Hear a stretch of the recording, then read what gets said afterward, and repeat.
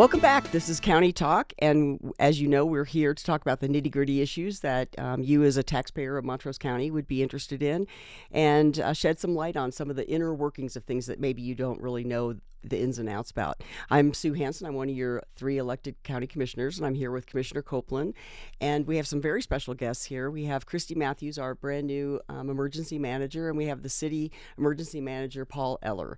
So we're going to talk about sort of generally about emergency management, why the county and the city are involved in this and what the importance of it. We're going to learn a little bit about their backgrounds, and I'm going to first turn to Kristy. Kristy's been here how long? About a month and a half. About a month and a half, and she has been diving into emergency management.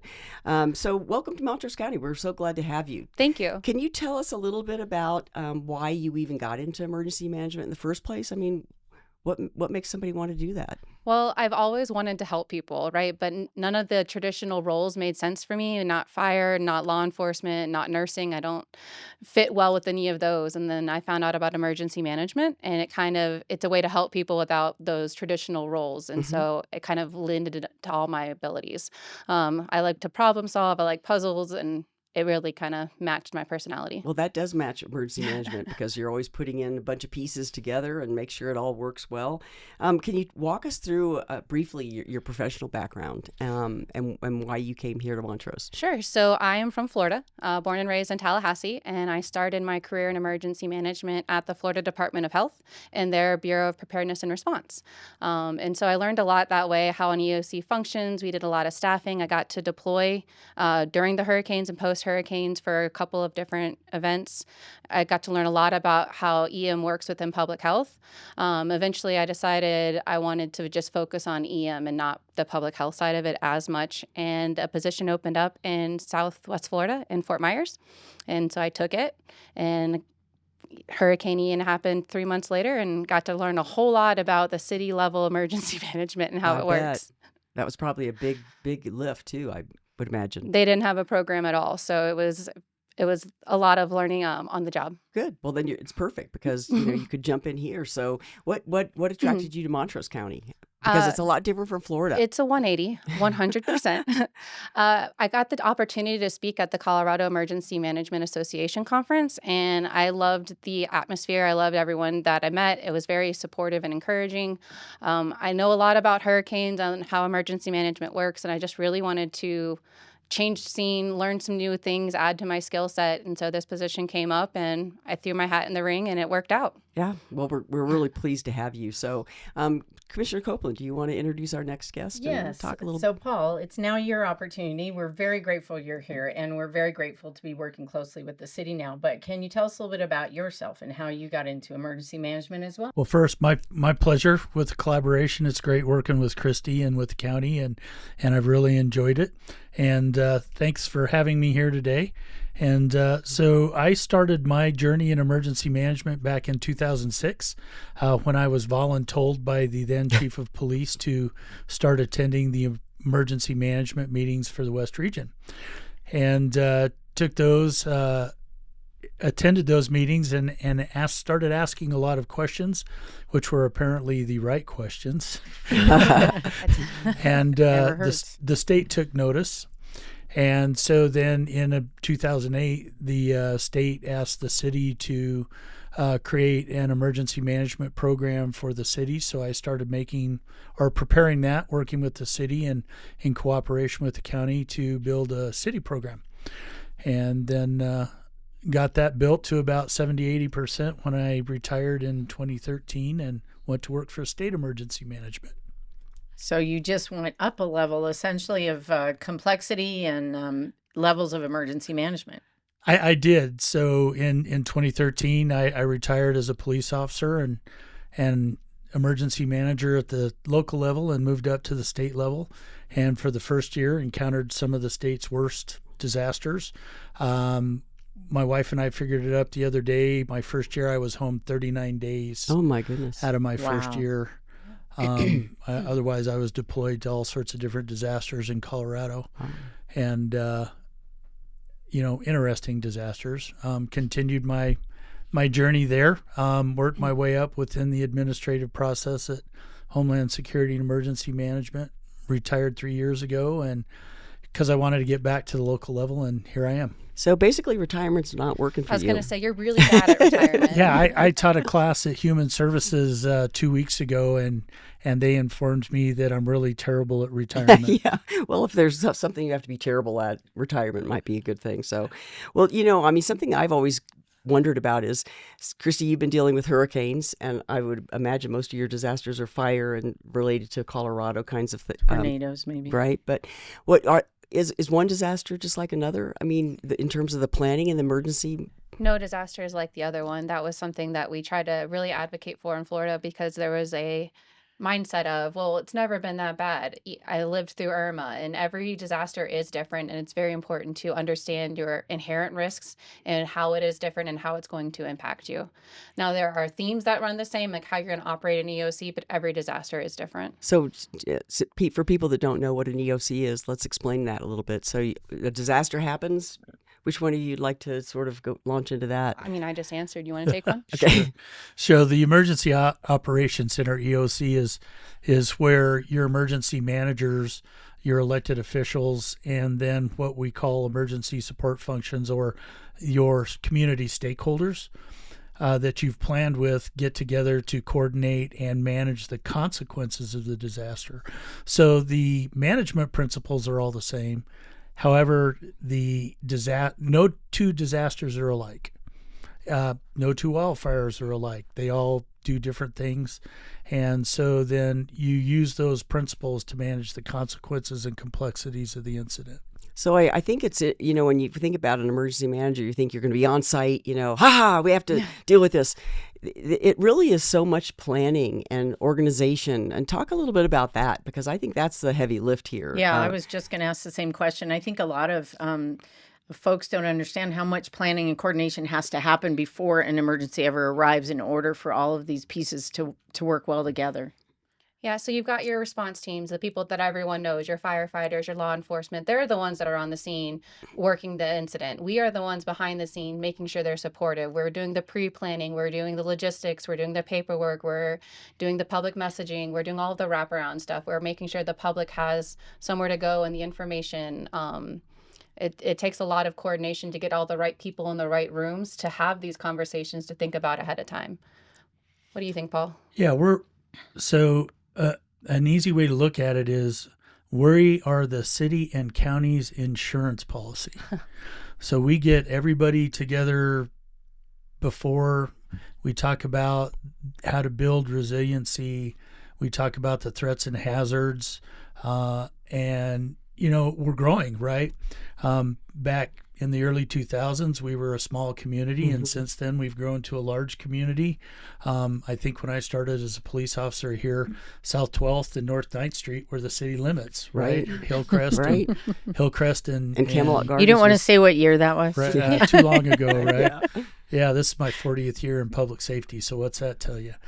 But in that, as we grow, our hazards and our threats change, our liabilities change, and so Kristy and I have to evaluate that every year, look at that, bring all of the stakeholders, right? Community leaders, stakeholders, our non-governmental agencies, and bring them together to build that resiliency and plan for our bad day, and make sure that we've done everything we can up front to reduce the length of recovery and the cost of recovery afterwards. I'm amazed at how just even, all the training that you conduct so that people are ready, and just even thinking about it helps you be prepared, even if you aren't sure of all the pieces just as a regular person, all the pieces that need to be put in place. But just thinking about it as we grow, to your point, Paul, as houses have moved into those areas that are heavily wooded, that increases the risk. And so there's a level of education that has to happen in there. But talk about all the planning that goes behind, actually, when you have an incident, all the things that you have to do to prepare. You want to start? Sure. Right. So you look at all the different locations and the different hazards within those locations, and you work with those groups, or you work with those planning sets, and then you have to develop how are we going to alert people? How are we going to notify people? How are we going to evacuate people? Where are we going to put those people when we evacuate them? Oh, and then there's these things called pets. and livestock, Livestock. because we're a rural agricultural community. And so what are we going to do with those pets and those livestock animals? And then there are people that have exotic animals that we have to treat completely different than pets and the livestock animals. And so we have to plan for that. We also have to do a great job of planning for our access and functional needs populations.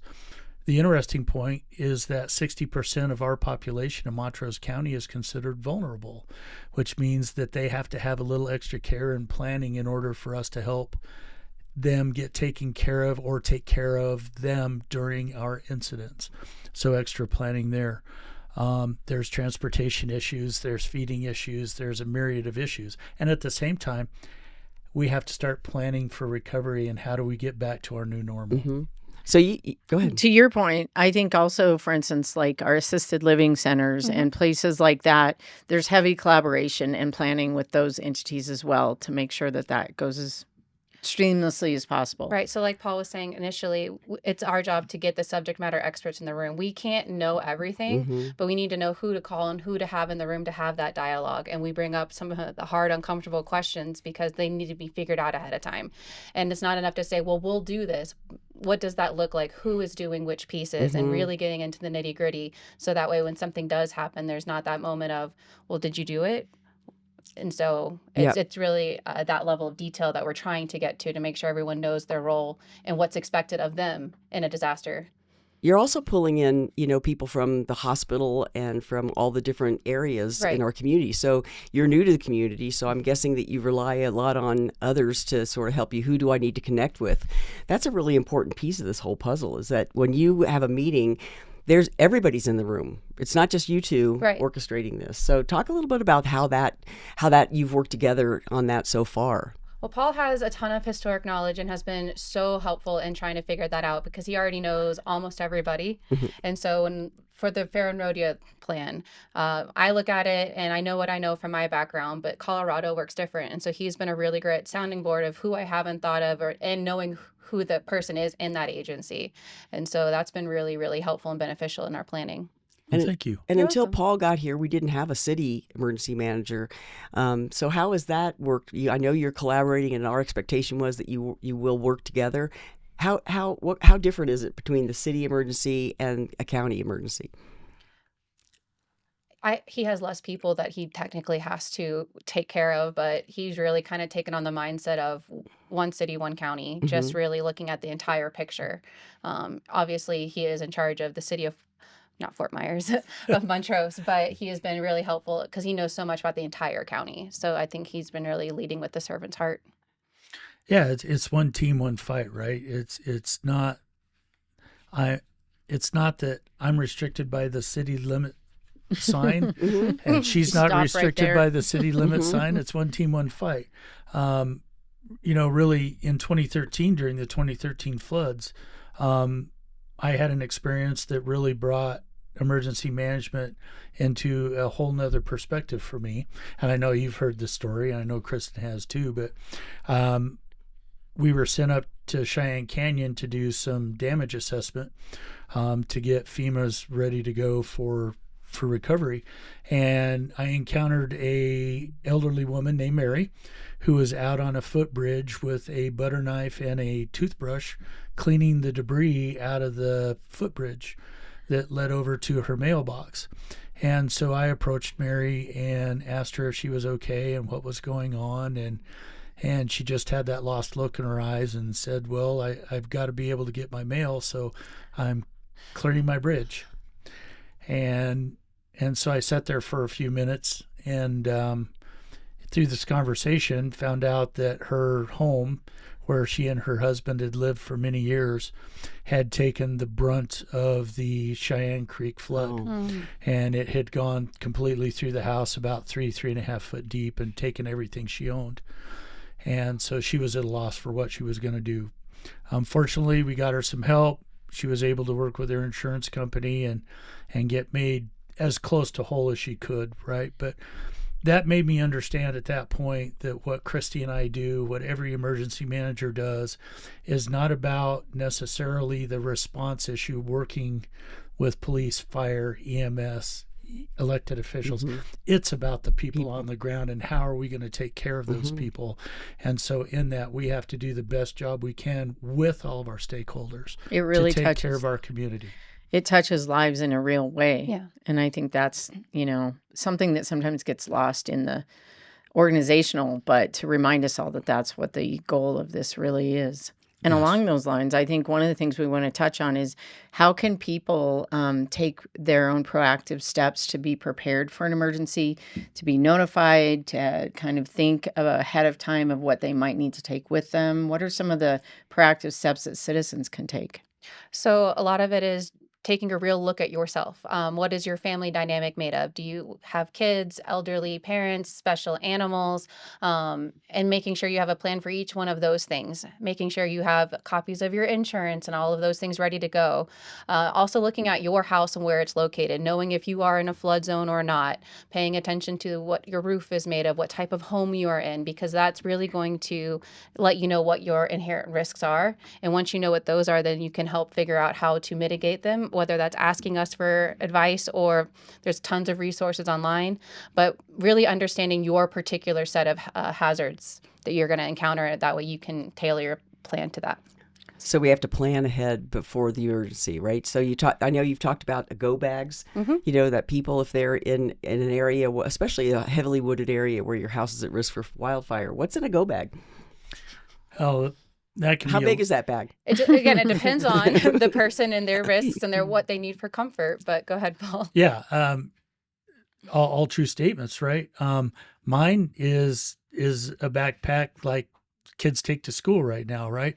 I've got 4 days worth of freeze-dried food in there. I've got water. I've got a little camping stove, a little military mess kit, hygiene stuff, pens, papers. I've got a wood hatchet and a knife, right? So essential things. I've also got extra days of medication in there. Batteries. Yeah, batteries, a Flashlight. flashlight, right? A weather radio. Solar charger if you've got it. Yeah. Extra cords for my cell phones. You can find all this stuff on readycolorado.gov and ready.gov, which are the state and the federal sites that give you good ideas on how to plan.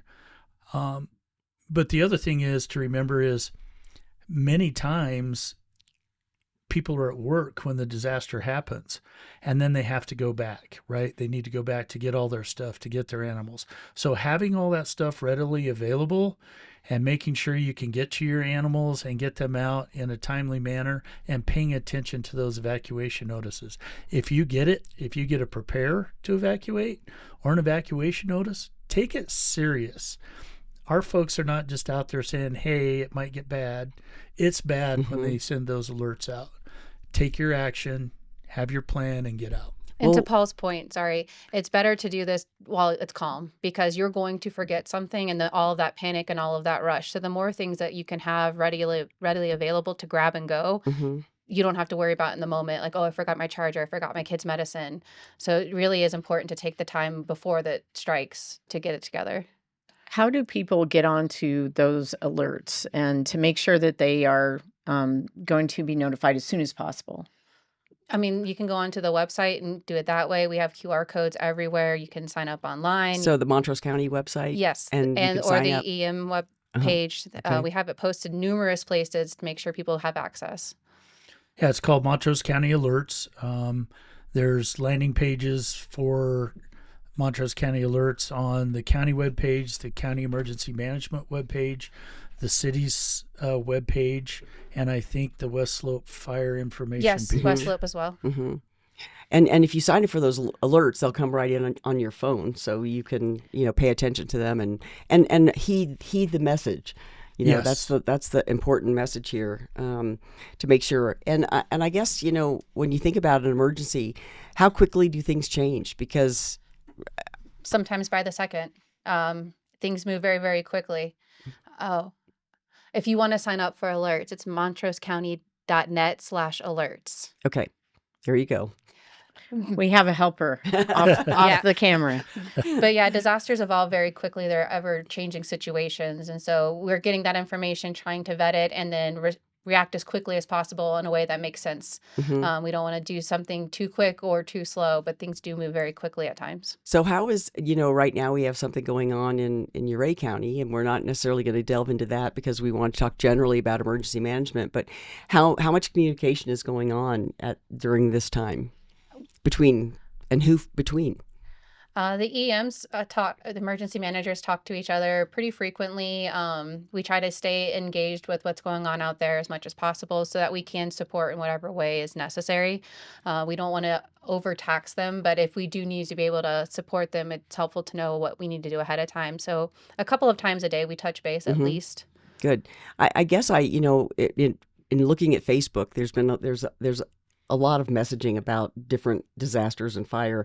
How much does that get into the way of the messaging? Because when everybody's a reporter now, right? Yeah. So does that help or hinder? It hinders. I think the best advice Kristy and I can give is there are official information accounts for every disaster, and you need to find those official accounts. So on wildfires, that may be the U.S. Wildfire Service posting that information. If it's their fire, it's going to be the county if the county is in charge of that fire. It may be a fire district if a fire district is in charge of that fire. So look for those official accounts, and that's where you're going to get your official information. We've seen instances where we've got people that are now putting out AI-enhanced video, AI-enhanced photos. They're getting information from third or fourth party sources that aren't true, and sometimes that creates enough misinformation that it creates panic or creates a dangerous situation. Yeah, go ahead. Yeah, and along those lines, I think it's probably obvious, but I think a good reminder that when there is an emergency situation going on, it is helpful for people to stay out of the area. I know there's a lot of natural curiosity about things, but it can really also impact the responders' ability to take care of people. And it creates an additional safety hazard as well. So we do all we can to ask people and encourage them not to come into the area because, it definitely impedes response and creates an additional hazard within the incident that it's just not necessary. Yeah, unfortunately, disaster tourism is a thing now. And so if we can prevent that, especially in some of our rural locations across Colorado, because there's only one way in and one way out, and that just jams things up. Well, that goes for the news, too, because sometimes they're out there trying to get the best story, and they're in the way. And these enhanced pictures, I think, are particularly egregious that, because sometimes it looks worse than it is. Correct. And then the message gets conflated. And I worry about that because I think that so many people rely on Facebook and social media now that it would be hard to know because they look like they're official sites. Our communications team is great. They're doing the best they can to monitor that and fact correct and check people and let them know where they can find the correct information. I think they do a really great job with that. So if people could listen to them and, like Paul said, go to the official channels, that would be the best. So talk a little bit about, emergency management. We have an incident happening, but what happens behind the scenes? So let's just say that there had to be an evacuation. What happens? How do you make that work? Go ahead. Well, the sheriff makes the call, but in the meantime, we have already discussed what would happen, where we're going to stand up a shelter, who's going to work that shelter, what kind of needs do we need to meet at that shelter, how we're going to get there, worrying about making sure people know the route to get to the shelter, where it is located, what to bring to the shelter, what they might encounter. We're thinking about all of those things, putting out that messaging, talking with our partners to make sure they know what they're expected to do, what they might see at a shelter, and really trying to plan all of those things ahead of time. Yeah, it's again that consequence management piece, right? It's not just the fact that we're evacuating people. What are we doing with them? Right. Right? How many of them are going to stay with friends? How many will stay in hotels? How many of them will stay in RV parks? And then truly that gives us the number of how many we're going to shelter. We now need to feed them. If they have small infant children, we've got to think about that, right? Medical issues. Did they get out of the house with diapers and formula? The co-location of their pets, taking care of their pets. And then you have the other stuff that comes along with that, as Kristy mentioned, right? those with medical needs or that are dependent upon durable medical goods and didn't make it out of the house with that, didn't make it out of the house with medications. We have to plan to support that, right? For example, on a couple of the fires that I've worked, wells got burned over, so there was no more water. So setting up potable water distribution stations for the folks, right? Things like that. Wow. I think it also emphasizes the importance of counties and working together, because when you have an evacuation, oftentimes it will be to an adjacent county or community. And so I think that that relationship being set up ahead of time and that planning being set up ahead of time, that's why that is important as well. 100%. Yes. Yeah. It underscores how emergency managers need to have a compassion. You spoke about Mary. I mean, you really needed to meet her where she was at that moment in order to transition her to a safe spot. Is that an essential skill or yes, quality? You can't assume everyone understands at the same level. And so it really is making sure we're tailoring messaging so that it is understandable, digestible, and relatable to who we're trying to talk to. So it's going to look different for every population, every city throughout the entire county. So it makes me think about when you set up an evacuation shelter or whatever, that there's a mental health component here of stress and leaving things behind that meant so much to you, and how awful that is to have to do. And so how do you ensure that they get those needs met at a shelter? Yeah, so we're meeting people on their worst day. Right? This is the end of the world for those people. So we have to be able to meet them at that level and then ensure or give them assurance in that we are going to do everything we possibly can.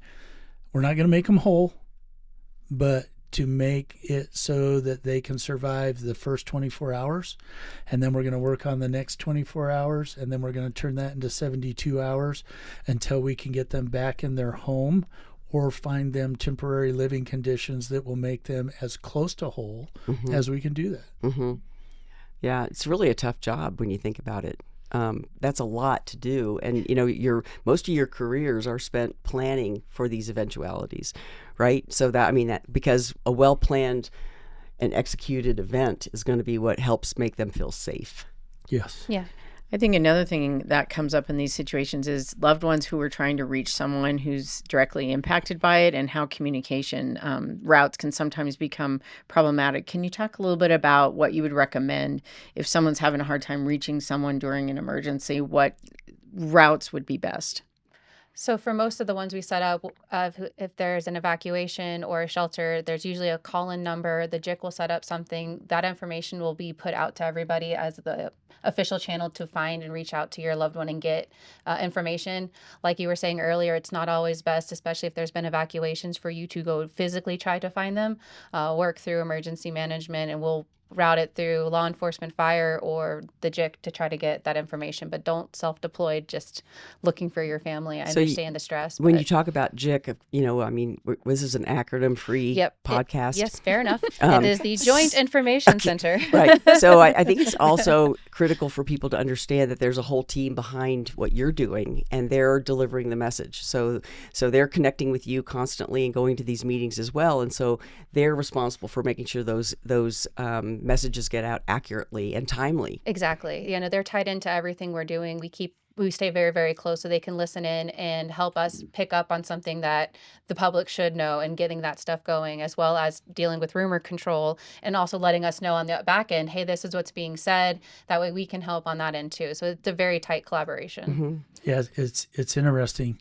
Saw a graphic that a very well-known emergency manager posted on LinkedIn couple days ago, and you talk about all the stuff that we do, the hats that we wear.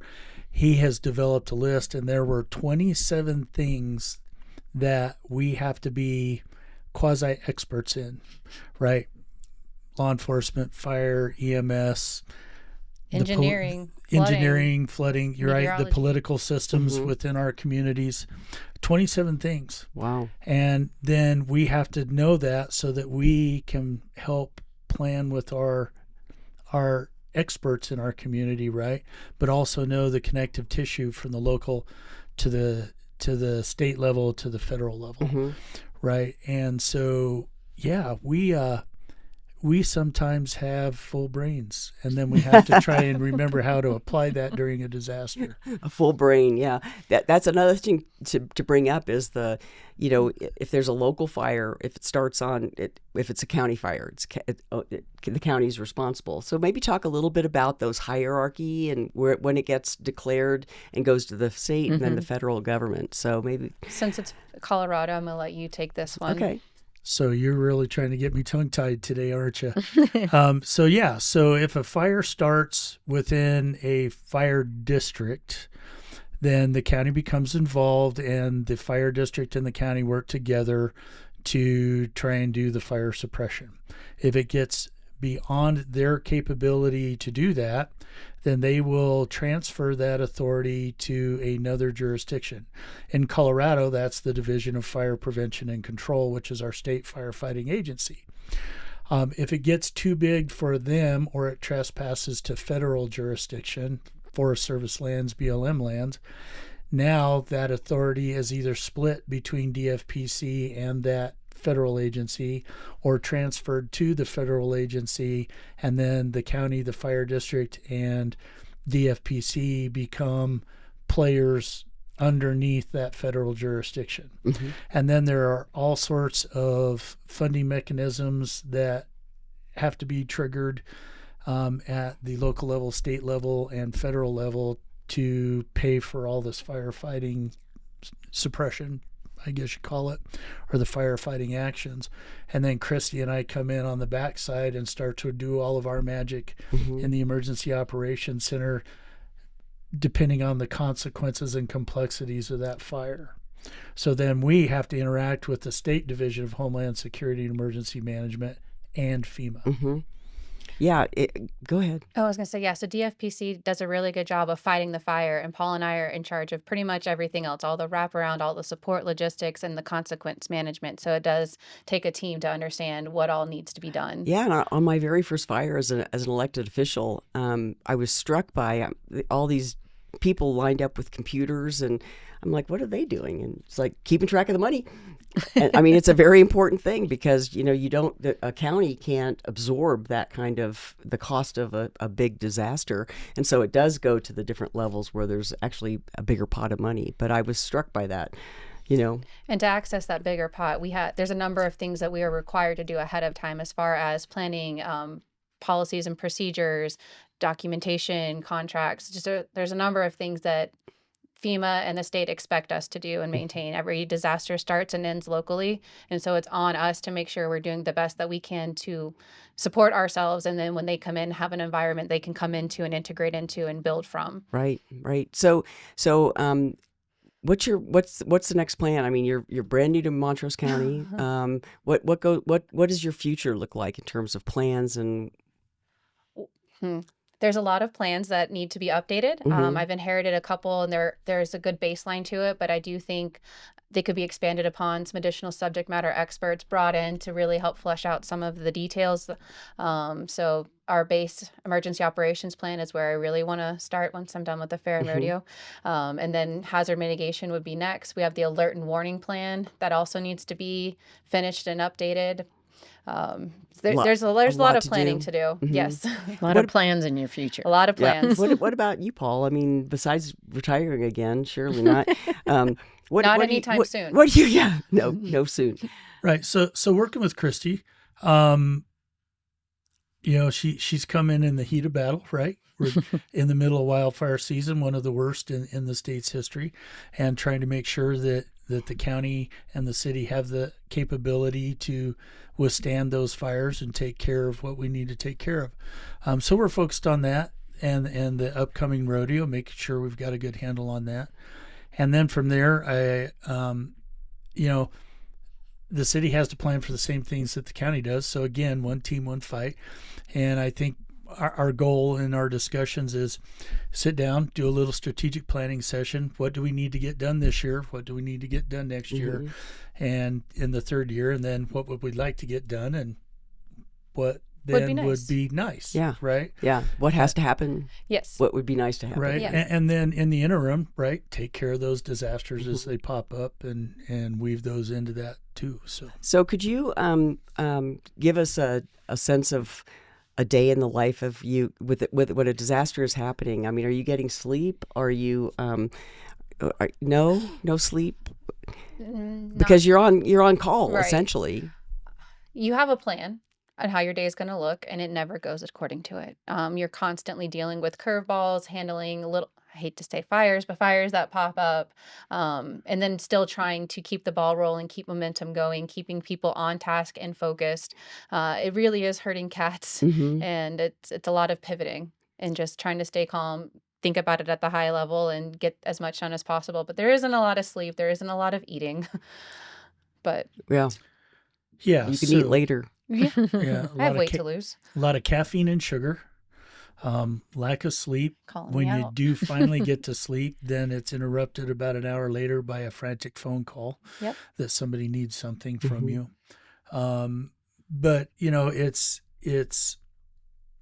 I call it the art of the deal and the art of conversation, right? You spend a lot of your days communicating with people and trying to convince those people that there's a reason we need to plan for Mhm. these things, even though, right, really, our last disaster in Montrose County, true disaster, was 1983 when the floods came down the Uncompahgre Right. River and wiped out all the houses and some bridges. Right. That's our last true disaster. We've had emergency incidents. Last one probably being the Hartman incident. Mm-hmm. I think you guys had a canal that broke and We did. flooded. Those are emergency incidents. Those are over in a day or two, and they're a big deal. However, they don't take the resources of a disaster. Mm-hmm. And so it's trying to convince the community, all of our stakeholders, we really do need to plan for our bad day because it's going to happen. Right. Right. And then it's the art of the deal. How do I get you in this brand new Cadillac today? Right. And so that we are prepared, that we are resilient, that our recovery isn't going to take 7 years after the disaster. And right now in Colorado, because of all of our disasters since 2011, the average recovery time of a major disaster is 7 to 10 years. Mm-hmm. Well, and you said something to me recently. We were talking about that we don't always think about, because once the emergency is over, then you have to sort of talk about the impact of that on the community, on the economy, and so it is a longer look at what is really going to happen in the future and what we can look forward to. Long-term recovery planning is definitely something that they've really been pushing for lately, because a lot of people assume, well, the fire's out, the disaster's over. And for a lot of us, it's really just beginning, because now you have to go out and inventory what has been damaged and do a lot of documentation and then rebuilding. And that is not an easy process, especially if you want those reimbursement dollars. There's processes you have to go through, and the way you bid contracts, the way you prioritize projects. So some of that does make it a little longer, but the more people you have engaged from the beginning and those relationships you build help shorten that a little bit. And plus, to Commissioner Copeland, when we talk about resiliency in a community, I mean, this is part of that discussion, right? And you'll be moving forward as a commissioner, and I'll be home waiting to see what you do. But I think that's a good conversation to have, and these conversations need to happen sooner rather than later. And how does a community bounce back, and how long does it take to bounce back? And some of those smaller disasters that you talked about, Paul, have happened, and they haven't had a huge impact on the economy, but a big fire could. So I think as we sort of wrap up here and think about, I want the citizens to know that we have two very experienced people that are in charge of our emergency management, and talking to you, it makes me feel safe and feel like we're in good hands. And I think that's important and part of what we need to convey and what we want to convey. So as we sort of wrap up here, what would you want the folks watching to know about how you feel as an emergency manager and your response to the community? I think the community has been very welcoming and open. But to the point of resiliency, everything that we worry about post-storm can be taken care of a little bit pre-event. So the more things they do to plan, to mitigate their home, to be prepared for a disaster, whatever that looks like for them specifically, the quicker they themselves come back, bounce back, which helps us as a community bounce back faster too. Mm-hmm. So we are going to work on more education, but them staying informed, signing up for the alerts, attending anytime we have an education, a summit, something like that, where we're trying to get the information to them so they can fully prepare would be really helpful. I would say we're all part of the community. Be prepared.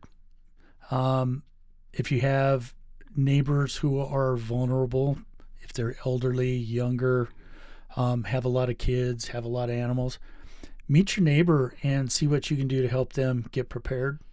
If you're a HOA, maybe do some preparedness through your HOA, your homeowners association. But we're all a community, and at the end of the day, it's about our community. And that's the way that Kristy and I look at it. At the end of the day, this is our community.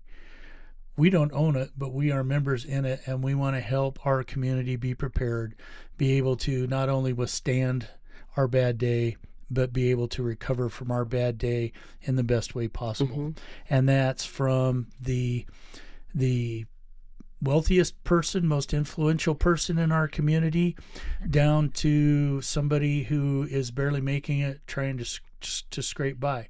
We're all community, right? And so we've got to take care of each other, especially on our bad day, and get through the storm. And this community is just, I hope that you've seen it already. It's a very generous community. People are willing to help. I've noticed that, when they're with the fire up and you're ready, people are like, you can stay here, bring your animals. I mean, I think that epitomizes the best community that you can live in, when everybody is willing to come together and help, especially in an emergency. Yeah, I would concur with that. I think this community is already heavy with people who want to get involved and volunteer and be part of helping make day-to-day life, as well as kind of some of these bigger picture things. And I am thankful that you guys are both here and so well equipped to deal with things and to help us be prepared and to help us recover. And for the community, I would just say, if there is a organization that you want to involve yourself in, the Red Cross is heavily involved in disaster preparedness and recovery operations, and churches oftentimes are one of the places that we will seek out for different kinds of sheltering and resources. So if you're interested in being a part of helping with these, get in touch with emergency managers. They can direct you to a good group to do that. Or call the county. We can help you with that. And I think what I hope that you realize is that we're in a safer position with these two people, and with the strong collaboration between the city and the county makes a big difference. And I, for one, feel like we have the right people in the positions, and it makes me feel safe with you two at the helm. So well, thank you. Yeah, Thank you. yeah. That So, means a and I lot. want you to be really nice to me if I get panic because of something happens. So We're actually going to call you in on our next disaster as a volunteer helper. That's right. I'm happy to. Yeah, I know when we had a flood early in my term, I was out there with boots and doing sandbags and all of that. And so, yeah, I mean, I'm a boots on the ground kind of. I think Commissioner Copeland give is her a too. shovel and she's like going to town. Go to town. Yeah, right? yeah. She is not a sit around person. So I hope that you at least learned something about emergency management, learned about how much planning goes into making this community safe when something does happen. And these are the people that have to plan, in some cases, for long periods of time for that one episode that happens, and they have to be ready and prepared for that to be executed in a way that helps make you safe and all of us safe. Thanks for tuning in to our podcast here at County Talk. We'll see you on the next episode of County Talk, and who knows what we'll be talking about. But I want to thank you all for being here. Commissioner Copeland, really appreciate your efforts in emergency management, has a background in law enforcement, so she's prepared to help out, and we really are thankful for you too. So thank you for joining us today. Thank you Thank for you. having us.